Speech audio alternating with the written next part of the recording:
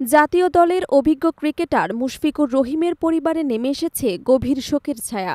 কক্সবাজার সমুদ্র সৈকতে গোসল করতে নেমে নিখোঁজ হওয়ার ১৬ ঘণ্টা পর উদ্ধার হল তার ভাতিজা আহনাফের মরদেহ। বগুড়া জেলার বাসিন্দা আহনাফ পরিবারসহ বেড়াতে এসেছিলেন কক্সবাজারে।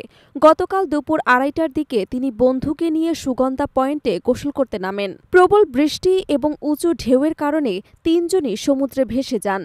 লাইফগার্ড সদস্যরা তাৎক্ষণিক উদ্ধার অভিযান চালিয়ে দুজনকে জীবিত উদ্ধার করতে সক্ষম হলেও আহনাফ নিখোঁজ ছিলেন। অবশেষে রবিবার সকালে ৭:৩০টার দিকে নাজিরার ট্যাগ পয়েন্টে ভেসে আসা মরদেহটি স্থানীয় পোনা শিকারীরা দেখতে পান। খবর পেয়ে লাইফগার্ড কর্মীরা দ্রুত ঘটনাস্থলে পৌঁছে মরদেহ উদ্ধার করে কক্সবাজার সদর হাসপাতালে মর্গে পাঠান। সি শেফ লাইফগার্ডের সুপারভাইজার ওসমান গনি জানান, দ্রুত স্রোত এবং উত্তাল ঢেউয়ের কারণে উদ্ধার অভিযান কঠিন হয়ে পড়েছিল। দীর্ঘ অনুসন্ধানের পর মরদেহটি ভেসে আসে। কক্সবাজারের অতিরিক্ত জেলা ম্যাজিস্ট্রেট শাহিদুল ইসলাম বলেন, আইনগত প্রক্রিয়া সম্পন্ন করে মরদেহ পরিবারের কাছে হস্তান্তর করা হবে। এই ঘটনায় পুরো পরিবারে নেমে এসেছে শোকের ছায়া।